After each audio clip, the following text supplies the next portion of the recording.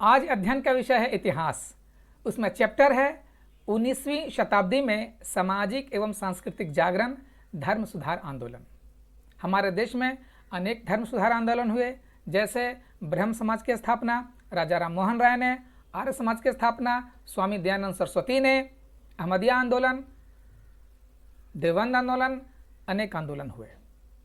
यह चैप्टर प्रतियोगिता परीक्षाओं के दृष्टि से भी महत्वपूर्ण है, क्योंकि इससे प्रश्न पूछे जाते हैं। और आजकल जो सामाजिक और जो राजनीतिक वातावरण बन गया है, जिसमें धर्म पर अत्यधिक चर्चा होने लगी है, इस दृष्टि से भी अत्यधिक महत्वपूर्ण हो गया है, जिसे समझने की आवश्यकता है। इसी कड़ी में आज हम अध्ययन करेंगे इस चैप्टर में स्वामी विवेकानंद तथा रामकृष्ण मिशन के बारे में।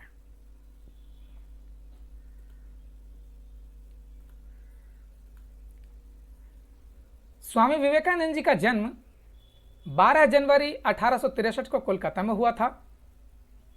इन्हीं के जन्म दिवस पर हमारे देश में 12 जनवरी को प्रत्येक वर्ष राष्ट्रीय युवा दिवस मनाया जाता है। इनके विचारों, इनके आदर्शों को प्रसारित करने के लिए, प्रचारित करने के लिए, अपने आत्मा में अंतर स्थापित करने के लिए, फॉलो करने के लिए यह दिवस मनाया जाता है। हालांकि यह प्रत्येक दिन मनाना चाहिए और इनके आदर्शों पर चलते रहना चाहिए। ये हमारे देश के तथा हिंदुत्व के गर्व हैं। इन्होंने राजनीतिक, धार्मिक, सामाजिक और आर्थिक व्यवस्था के मार्गदर्शन भी दिए थे। उनकी विचारधारा कैसी थी? वे समाजवादी राष्ट्रवादी थे, या फिर पूंजीवादी विचारधारा थी उनकी, या संप्रदायवादी विचारधारा थी उनकी? इस चैप्टर में हम वो भी समझेंगे। बाकी जो विभिन्न परीक्षाओं में प्रश्न पूछे जाते हैं, उनसे संबंधित तथ्यों का भी अध्ययन करेंगे। परंतु इस चैप्टर के अध्ययन करने से पहले हम धर्म तथा पंथ में अंतर समझ लेते हैं। ये अति आवश्यक है कि धर्म और पंथ में difference between moral duties and religion. देखिए, धर्म का जो समानार्थक शब्द है ना, वो नैतिक कर्तव्य है या फर्ज हो सकता है धर्म का।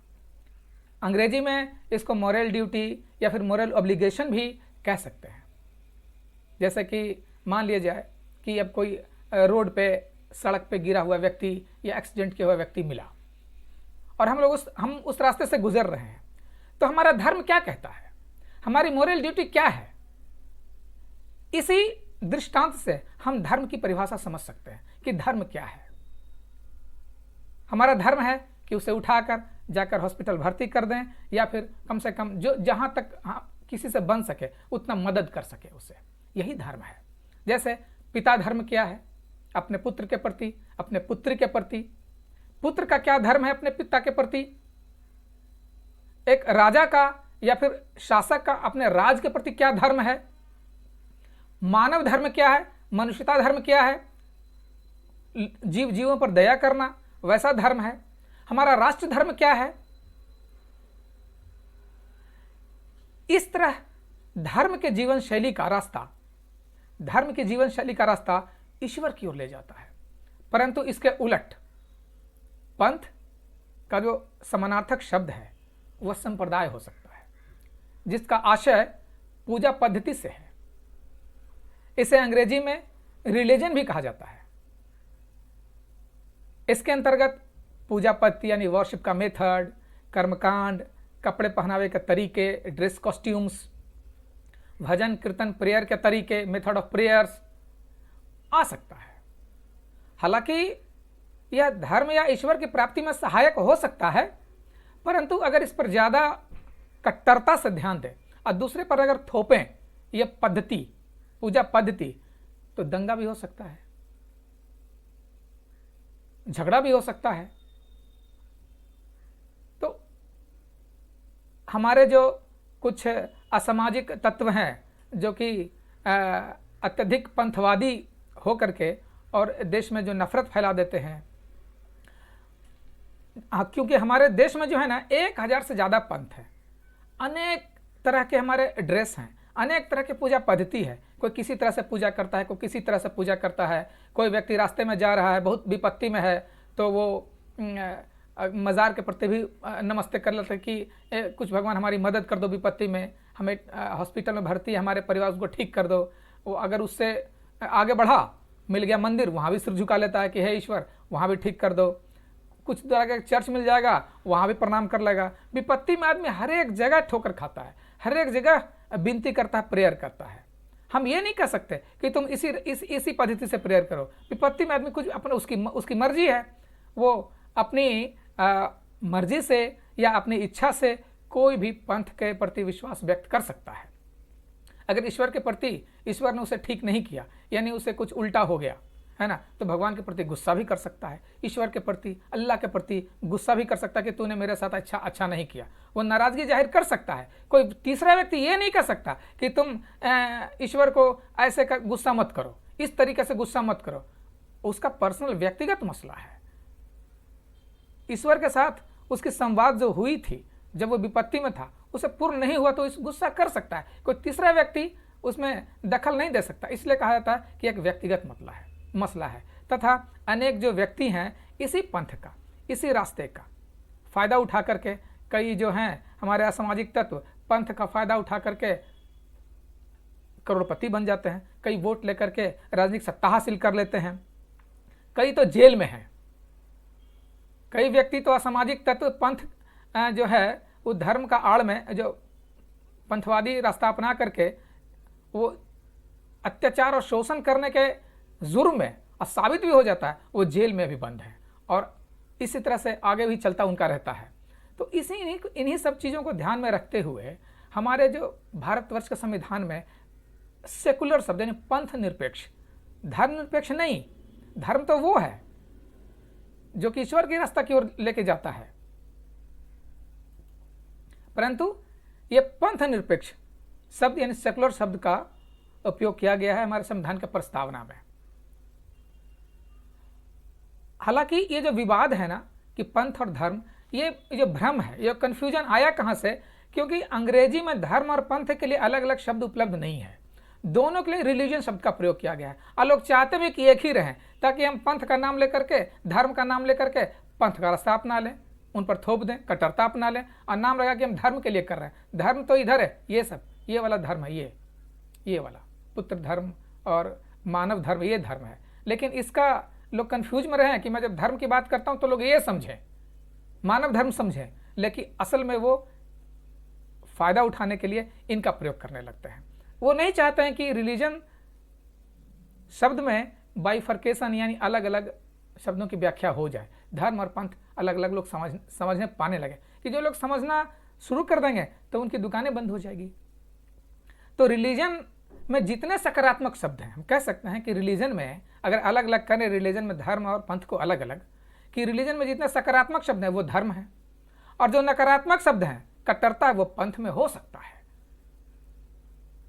अब देखिए कि जो ये जब कट्टरता या फिर कोई जो व्यवस्था में त्रुटि जब आ जाती है, शोषण अत्याचार बढ़ जाता है, पंथवादी विचारधारा आ जाती है, तो वो व्यवस्था संचालित जो होती है वो किस तरह होती है, इसका एक छोटा सा उदाहरण हम देना चाहेंगे कि जो कोई भी व्यवस्था चलती है ना, ईश्वर के सूत्र से चलती है, यानी गॉड से। गॉड का जो फुल फॉर्म है वो अगर हम इसे करें कि G फॉर जनरेशन यानी उत्पत्ति, O फॉर ऑपरेशन यानी कि प्रचालन, और D फॉर डिस्ट्रक्शन। किसी चीज़ का पहले उत्पत्ति होता है, फिर उसका ऑपरेशन होता है, ऑपरेशन माने प्रचालन, फिर उसका विघटन होता है। तो गॉड GOD, प्रचालन का मतलब ऑपरेशन में कर्म, कोई भी व्यक्ति जो है, ईश्वर जो है उसको उत्पत्ति करके छोड़ देता है, यानी उस व्यवस्था की उत्पत्ति होती है सामाजिक जरूरतों के अनुसार या ईश्वर के सहयोग से किसी तरह से उत्पत्ति होती है, फिर उसके ऑपरेशन के लिए व्यक्ति के कर्म पर छोड़ दिया जाता है। जब कर्म में कुछ त्रुटि आती है, उनका फिर सुधार भी होता है, और जब नहीं होता है तो जल्दी विघटित हो जाता है, वैसे देर से विघटित होता है।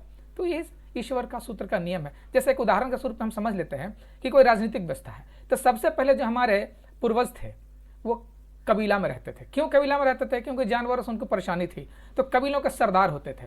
तो कुछ सरदारों ने एक अच्छी व्यवस्था स्थापित की और कबीला आगे तक चलता रहा, परंतु उन्हीं के जो सक्सेसर हैं, उनके आने वाली जो सरदारें थी, जो सरदार हैं, उन्होंने शोषण और अत्याचार करने लगे, जिससे कि वो कबीला सिस्टम नष्ट हो गया। लोग समझने लगे कि कबीला सिस्टम नहीं बल्कि अब राजा सिस्टम होना चाहिए। राजा सिस्टम, राजनीतिक जो प्रशासनिक व्यवस्था है, राजा सिस्टम होना चाहिए। उसमें भी कुछ अच्छे राजा हुए जिन्होंने स्थापित कर लिया, जैसे राम राज्य, कृष्ण राज्य। तो ये जो राम राज्य सिस्टम है, ये जो राजा सिस्टम है, कई वर्षों तक चला, परंतु आगे के राजाओं ने शोषण, अपने सामंतों के माध्यम से, अपने अधिकारियों के माध्यम से शोषण और अत्याचार करने लगे, लोगों को प्रताड़ित करने लगे, जबकि उनके सुधार करने की भी बहुत गुंजाइश थी और सुधारकर्ता भी बहुत आ गए, परंतु अत्याचार और शोषण इतना अधिक बढ़ गया कि उसका विघटन हो गया, राजा सिस्टम भी विघटन हो गया। अभी जो लेटेस्ट है वह प्रतिनिधिक संस्था। प्रतिनिधिक संस्था हमारे जो अंग्रेज की जो शासन अवधि थी, उसमें प्रतिनिधि संस्था का विकास हुआ। हमारे आज़ादी के पूर्व जितने भी प्रतिनिधि थे, जैसे कि जवाहरलाल नेहरू हो गए, महात्मा गांधी हो गए, जैसे कि डॉक्टर राजेंद्र प्रसाद हो गए, जैसे कि और भी बहुत सारे जो जनता के प्रतिनिधि थे, गोपाल कृष्ण गोखले हो गए, सुभाष चंद्र बोस हो गए, भगत सिंह हो गए, अशफाक खान, उल्ला खान हो गए, खुदीराम बोस हो गए, जितने भी थे, वीर सावरकर हो गए, जितने भी हुए, वो एक सच्चे प्रतिनिधि थे। उन्हीं के आदर्शों जो स्थापित किया, उन्हीं के आदर्शों की जो स्थापित की जो व्यवस्था थी, उसी से हम लोग प्रेरित होकर के सोचे कि चलो ये राजनीतिक व्यवस्था, जो प्रतिनिधिक व्यवस्था ज़्यादा अच्छी रहेगी। परंतु अभी देख लीजिए कैसा हो गया राजनीतिक प्रतिनिधि व्यवस्था। इन्हीं की अगली पीढ़ी है। ये प्रतिनिधि कैसे हैं? शोषण, अत्याचार, अपने ठेकेदारों के माध्यम से, अपने पूंजीपतियों के माध्यम से कह सकते हैं। ये शोषण और अत्याचार, गरीबों के प्रति जो शोषण है वो बढ़ गया है, और संवैधानिक संस्थाएं हैं वो भी उतना कारगर नहीं हो पा रही है।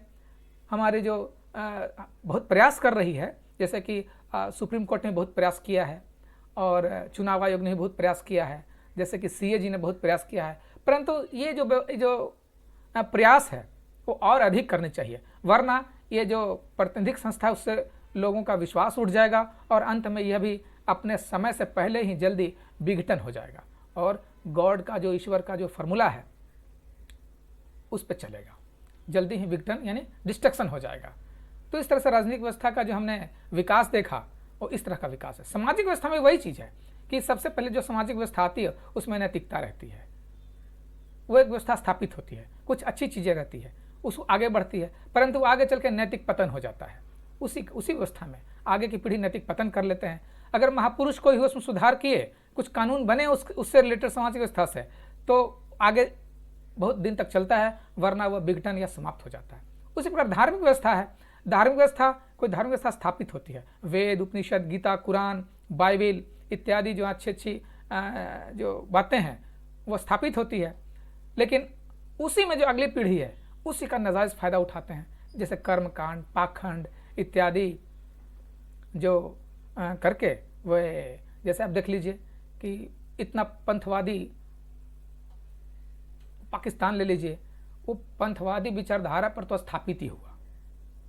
उनको GDP से, उनको मानव विकास से, उन्हें नैतिकता से क्या लेना देना है, उनको बस पंथवादी विचारधारा चाहिए। और उसमें इतना ज़्यादा शोषण होता है, इतना ज़्यादा आतंकवाद है कि एक दिन तो वो ऐसे भी तो शुरू से ही भिखारी रहा है और आगे भी भिखारी बनता जाएगा, क्योंकि शोषण अत्याचार तो वहाँ आम बात है।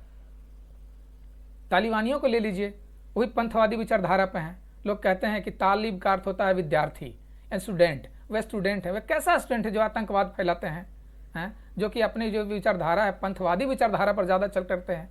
वो धर्म तो उनमें कहीं है ही नहीं, कुछ मोरल ऑब्लिगेशन तो है ही नहीं। वे कैसे विद्यार्थी हैं, बल्कि वे एक आतंकवादी हैं। और उनका जो है गॉड के जो फॉर्मूला है, ईश्वर का जो सूत्र है, उसके अनुसार भी उसे समय से पहले ही विघटन होना है और डिस्ट्रक्शन होना है और एंड होना है। अब हम जो स्वामी विवेकानंद के जो विचार हैं उनको हम आगे बढ़ते हुए अध्ययन करेंगे कि ये जो दक्षिणेश्वर के स्वामी कहे जाने वाले रामकृष्ण परमहंस के स्वामी विवेकानंद जी परम शिष्य थे। स्वामी रामकृष्ण परमहंस 1834 से 1886 तक दक्षिणेश्वर स्थित काली मंदिर के पुजारी थे। इन्होंने चिंतन, संन्यास और भक्ति के परंपरागत तरीके से धार्मिक मुक्ति प्राप्त करने का प्रयास किया। ये देखिए, ये भी उस पंथ से एक जो है कि धार्मिक मुक्ति प्राप्त करने का प्रयास किया। तो ऐसे लोग एक स्थापित करते हैं, एक परंपरा स्थापित करती हैं जिनका हम लोग अनुसरण करते हैं, आज भी अनुसरण कर रहे हैं। परंतु इन्हीं के परंपराओं में कुछ लोग जो हैं लालची लोग, ढोंगी लोग आ जाते हैं, तो रास्ता खराब हो जाता। अब कहते हैं ना कि जिस रास्ता में चोर डाकू, वो रास्ता ही लोग को छोड़ देना चाहिए, लोगों का मोह भंग हो जाता है। हालांकि वो रास्ता खराब नहीं है, बल्कि चोर डाकू ने ऐसा बना दिया कि लोगों को उस रास्ते से मोह भंग हो गया। परंतु हमारे कुछ रामकृष्ण परमहंस जी, हमारे स्वामी विवेकानंद जी ऐसे हैं जिन्होंने संन्यास और भक्ति के परंपरागत तरीकों से धार्मिक मुक्ति प्राप्त करने का प्रयास किया। कहते हैं कि भारतीय सभ्यता और संस्कृति में पूर्ण निष्ठा रखने वाले रामकृष्ण सभी धर्म को सत्य मानते थे। वह मूर्ति पूजा में विश्वास करने के साथ साथ उसे शाश्वत सर्वशक्तिमान ईश्वर को प्राप्त करने का एक साधन मानते थे, कि एक साधन है, हम इससे आगे चल करके हम ईश्वर को प्राप्त कर सकते हैं। परंतु इन्हीं के विचारधारा में कुछ लोग आगे आ जाते हैं, पाखंडी लोग। वो ईश्वर को क्या, वो बहुत सारे ऐशो आराम और जीते जी अपने नाम होने की लालसा और पद और प्रतिष्ठा प्राप्त कर लेते हैं, अपने जो भाई भतीजावाद करके आगे बढ़ जाते हैं और देश की जनता को और अपने शिष्यों का शोषण करते हैं। परंतु अब आगे रामकृष्ण परमहंस ने तांत्रिक, वैष्णव और अद्वैत साधना द्वारा निर्विकल्प समाधि की प्राप्ति की और परमहंस कहलाए। रामकृष्ण जी ने अपने भाव समाधियों में देवी माता काली, कृष्ण, ईसा मसीह तथा बुद्ध के दर्शन किए थे। बताइए, इस सभी का दर्शन कर लिए, कितना इनका जो हृदय निर्मल था। रामकृष्ण करुणा नहीं बल्कि मानव की सेवा को ही ईश्वर के रूप में मानते थे। अब जिन्होंने उन्होंने प्राप्त किया, अब उनका आदर्श देखिए। अब वो अपने आदर्श को स्थापित करते हैं कि रामकृष्ण करुणा नहीं बल्कि मानव की सेवा को ईश्वर के रूप में मानते थे। अब देखिए, इनकी जो ज्ञान की प्राप्ति हुई तो किस तरह से लोगों को प्रेरित कर रहे हैं। 1886 में रामकृष्ण जी की मृत्यु के बाद नरेंद्र नाथ ने अपने गुरु के संदेशों को चारों ओर प्रसारित करने की जिम्मेदारी ली। उन्होंने इस कार्य हेतु अपना जीवन समर्पित करते हुए सांसारिक जीवन से संन्यास ले लिया। संन्यास ग्रहण करने के बाद नरेंद्र नाथ ने समूचे भारतवर्ष का भ्रमण किया। भ्रमण के दौरान मिले अनुभवों को व्यक्त करते हुए कहा कि मैं जिस प्रभु में विश्वास करता हूं वह सभी आत्माओं का समुच्चय है और सर्वोपरि भी। मेरा प्रभु पतितों, पीड़ितों और सभी प्रजातियों में निर्बलों का रक्षक और उद्धारक है। ऐसे विचार थे उनके। 1893 में अमेरिका के शिकागो शहर में आयोजित विश्व धर्म सम्मेलन में स्वामी जी ने भारत का नेतृत्व किया। ये शिकागो का जो हॉल है जहां पर भाषण देते हुए हॉल का चित्र है और अंदर का दृश्य है। इस सम्मेलन में जाने से पूर्व नरेंद्र नाथ का नाम बदलकर महाराज खेतड़ी के सुझाव पर स्वामी विवेकानंद रख दिया गया। 11 सितंबर 1893 में शिकागो धर्म सम्मेलन में बोलते हुए स्वामी जी ने कहा कि जिस प्रकार सारी धाराएं अपने जल को सागर में लाकर मिला देती है, उसी प्रकार मनुष्य के सारे धर्म ईश्वर की ओर ले जाते हैं। देखिए, उन्होंने कहा कि पृथ्वी पर हिंदू धर्म के समान कोई भी धर्म इतने उदात्त रूप में मानव की गरिमा का प्रतिपादन नहीं करता है। आगे कहा कि स्वामी जी के भाषण के बारे में न्यूयॉर्क हेराल्ड ने लिखा कि उनको सुनने के बाद हम यह अनुभव करते हैं कि ऐसे ज्ञान संपन्न देश में अपने धर्म प्रचारक भेजना कितना मूर्खतापूर्ण है। न्यूयॉर्क क्रिटिक ने स्वामी जी के भाषण के बारे में लिखा कि वह ईश्वरीय शक्ति प्राप्त वक्ता हैं। उनके सद्वचनों की तुलना में उनका सुंदर बुद्धिमत्तापूर्ण चेहरा पीले और नारंगी वस्त्रों से लिपटा हुआ कम आकर्षक नहीं है, इतने ओजस्वी थे वो। भाषण के बारे में रोमिया रोला ने लिखा, संसार का कोई भी धर्म मनुष्यता की गरिमा को इतने ऊंचे स्वर में सामने नहीं लाता जितना कि हिंदू धर्म।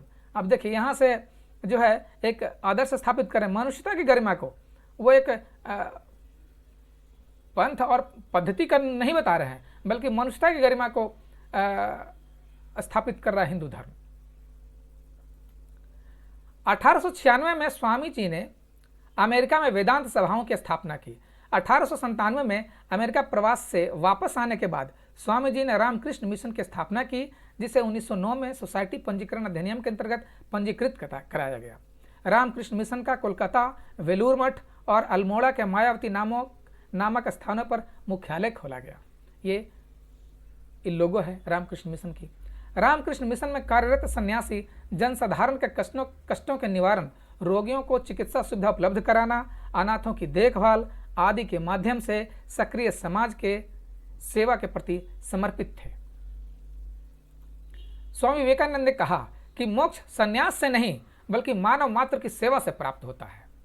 ये देखिए, अब देखिए कैसा धर्म की क्या व्याख्या हो रही है कि मोक्ष संन्यास से नहीं बल्कि मानव मात्र की सेवा से प्राप्त होती है। अपना नाम चमकाने से और अपना प्रतिष्ठा और पद की प्राप्ति से नहीं। उनके अनुसार पंथ की चर्चा तब तक नहीं करनी चाहिए जब तक कि देश से गरीबी और दुखों का निवारण न हो जाए। देखिए उन्होंने क्या आदर्श स्थापित किया। स्वामी जी ने अपनी पुस्तक मैं समाजवादी हूं में भारत के उच्च वर्ग से अपने पद और सुविधाओं का परित्याग करते हुए निम्न वर्ग के साथ मेलजोल करने का आह्वान किया।